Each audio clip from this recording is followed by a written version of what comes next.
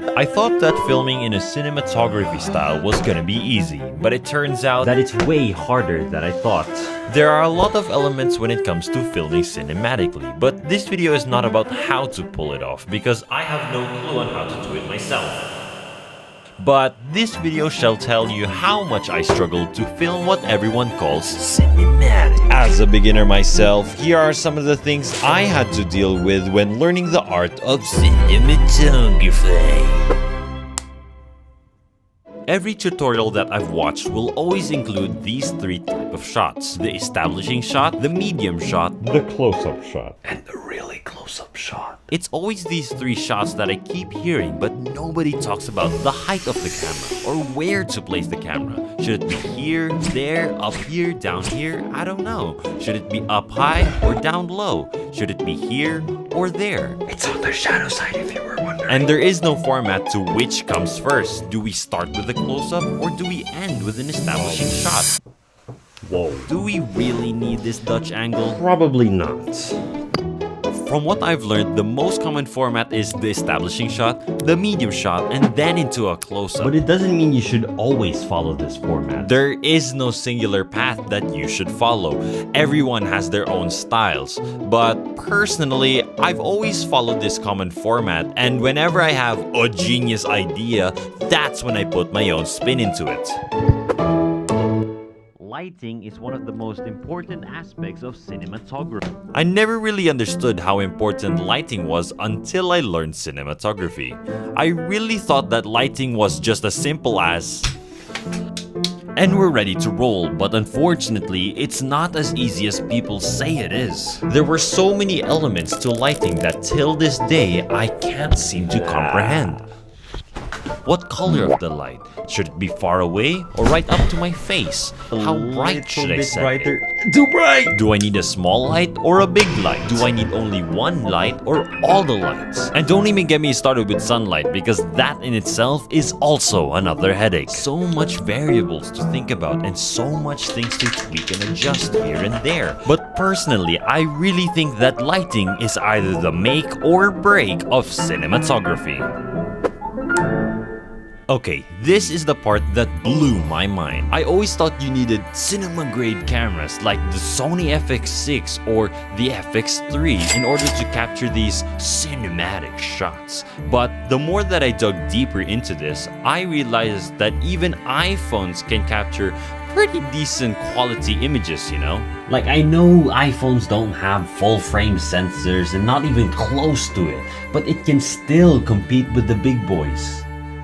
Just not in low light mode. But despite knowing this, I still bought gear around my iPhone anyway. A lot of gear. From cages to ND filters, I'd say that the iPhone is pretty capable of pulling off the cinematic look. I mean, hey, it managed to pull off the whole Apple event intro, just with a lot of attachments on top of it.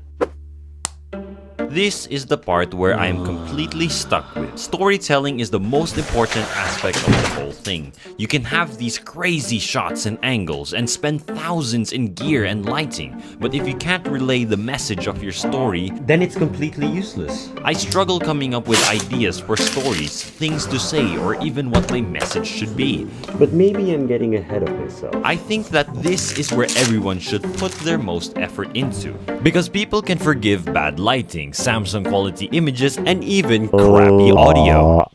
Oh, but So the one thing the audiences can't forgive is... let's have another retake. Come on, man. What are you doing, man? Stop stuttering. Just read your lines. Come on, man. And rolling. But the one thing the audience can't forgive you for is... come on, man. Stop being so nonchalant. Put some Come on, emotion man. into Again? it. You're gonna cut me off again like that? I just literally done it perfectly What do you right mean there. perfect? Come on, you man. didn't put any emotions into it. I love editing videos, and I have been doing it for ages. From random TikToks to full-blown out YouTube videos, I always loved the process of putting the story together. But the style of editing required in cinematography is quite different from your regular YouTube video. And this is where I discovered the lands of color grading. This one, right? Not only that, but cinematography also introduced me to log footage. Where's the colors? This was a completely different space for me, and I was swimming in unknown waters, not knowing anything at all. It felt like I had to learn editing all over again. So that's what I did. I threw 99% of what I knew about editing out the window and had to start from scratch. Got a laptop for editing because yes, I was a mobile editor for the first 4 years of editing. New software to edit on and learned countless hours on how to use it. To this day, I still haven't gotten it quite down yet, but I like where this is going so far. It makes me feel, what's the word for it? Professional, you know? Despite all of the hiccups, I still love every bit of cinematography because at the end of the day, I enjoy watching back a piece of art that I've made not only for myself, but for other people to enjoy as well. These style of videos where everything looks like it came out of a cinema may not be everyone's cup of tea, but one thing's for sure, it will always look so goddamn good.